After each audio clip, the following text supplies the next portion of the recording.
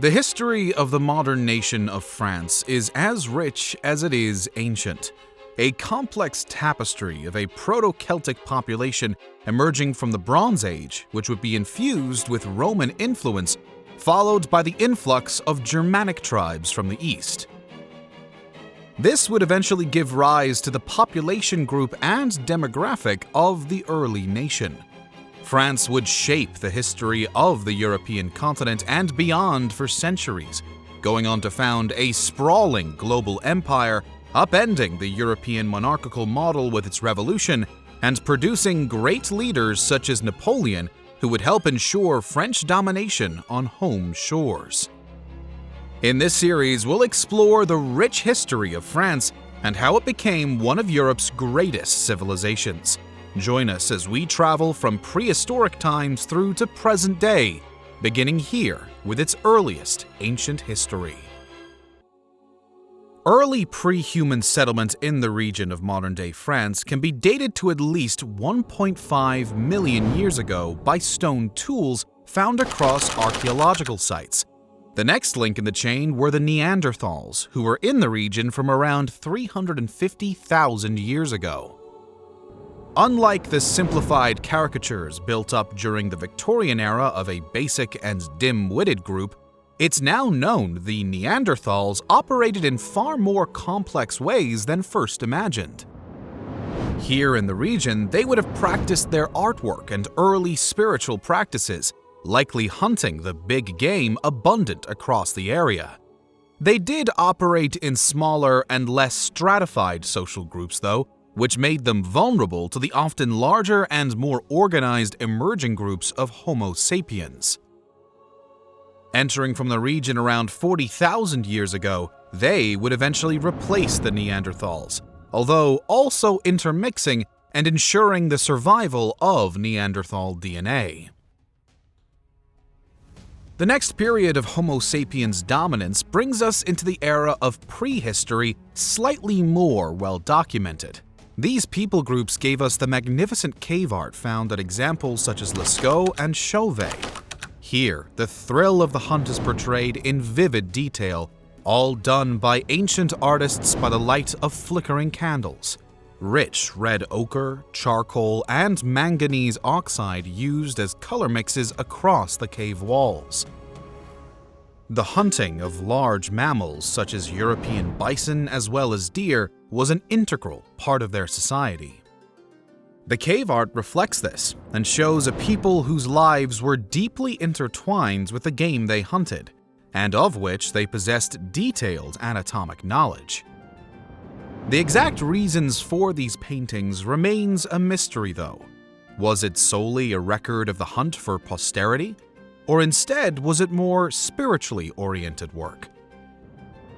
Groups were gradually becoming more organized, though still limited in size by a largely nomadic and hunting-based culture.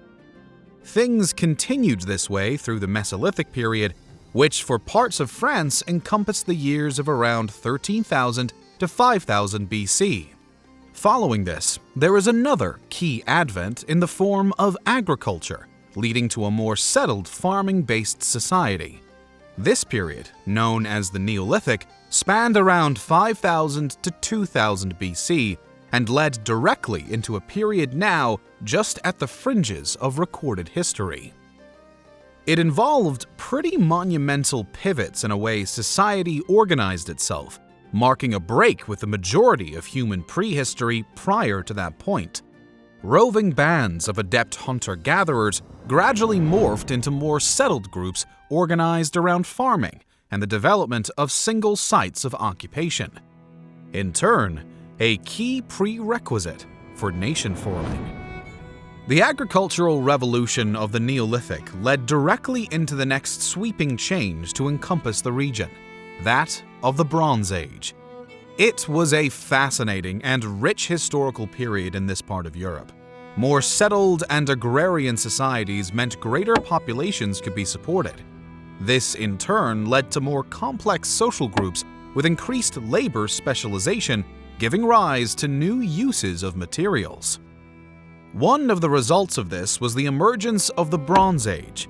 The valuable new material was formed by mixing the metals copper and tin to create a new alloy. The stronger and more durable material allowed for increased efficiency across daily tasks, as well as improved military production capabilities. For example, the progression of metallurgy allowed for the proliferation of the bronze combat sword and armor. Undoubtedly, warring states would have made use of their new tools to do battle and secure resources, though we do not know of specifics from this period. By the time of the Late Bronze Age, around 1200 BC, and we likely have what can be identified as the first Proto-Celtic groups. Thought to be united by their common language, an offshoot of Indo-European, these groups began to develop a distinctive culture, part of a process which would eventually produce a French national identity. While there is some debate as to the exact origins of Celtic culture, many theorize it spread from its source in Central Europe westward to include Gaul, parts of Iberia, and the British Isles. Though another school of thought argues it in fact originated on the Atlantic coast and spread east, explaining why there are such early Celtic-type archaeological finds along Britain and Spain's west coast. Regardless, by around 1000 BC, Celtic culture had spread rapidly through Europe and now included the region of modern-day France in its heartlands. United by shared spiritual practices with a revered role for the Druid priest, communities were likely led by warrior kings, but with enough social specialization to allow for an intellectual class which included poets and legal figures. The European continent was again to be swept up in a revolutionary development with the advent of the Iron Age. Emerging first in the Aegean region and rich civilizations of the Greek world by around 1000 BC, it soon spread into the rest of Europe. First through trade networks, then by the replication of the technology within communities. By 800 BC, and accompanying the new Hallstatt culture, iron was integrated into Celtic life. As well as allowing for a revolution in tool design, which increased efficiency of tasks from agriculture to home building, it also dramatically altered military dynamics. While bronze had been a step change from the tin and stone of before, it was still not particularly durable, and blades were prone to bending and degrading. Iron, however, was a stronger metal. Instead of being cast in molds as with bronze, these new blades could be hammered out in furnaces. What emerged was a new baseline weapon which was much more deadly and would soon be integrated into every level of Celt warrior culture. During the late Iron Age in the region of modern-day France, and the first colonists by sea were to arrive. The mighty Greeks and Phoenicians took interest in southern coastal areas as they expanded their Mediterranean trading empire. Here, they founded cities such as modern-day Marseille around 600 BC, which would go on to become a crucial hub for the modern nation. This thrust them into conflict with local Celtic groups, but also brought advanced technology and Hellenic culture into the region. While we lack historical records for the intervening period until the emergence of Roman written records, what can be said is the Celtic groups had become strong and were highly developed. A culturally rich and connected people, the Celts of Gaul had extensive trade networks south into Iberia, north into Britain, and east into the Germanic heartlands. They were also a fearsome military force, employing devastating use of a slashing longsword, which would soon prove its worth against more established forces in the region. A great demonstration of Celtic power in this period is the campaigns conducted by legendary chief Brennus. He was a chieftain from the Seine region of modern-day France who commanded a force of his Sinoan people. At this point, much of what would later be northern Italy was controlled by Celts. This territory formed a region known in the period as Cisalpine Gaul. By 400 BC, Brennus already had a presence in the Alpine and Adriatic north, but began a new campaign pushing southward into central Italy around 391 BC. This involved a siege of the city of Clusium before marching on towards the capital of Rome. Here, around 11 miles north of the city, they faced Roman troops at the Battle of Allia. The Celts had possibly around 50,000 men, with Rome around the same level or a little greater. The advance of Brennus's forces had taken Rome by surprise though, so it seems to have been a chaotically mustered force with a large contingent on poorly trained militia. The main source for the battle, Livy, described the unfolding events. Roman forces had extended their wings of the battle line to try and avoid a flanking maneuver. They also placed reservists on a hill above the battle. Chief Brennus, though, was wary that this hill force would try and attack the Gaul rear while he was engaged with the main forces on the plains. As a result, he sent his forces first to this hill position.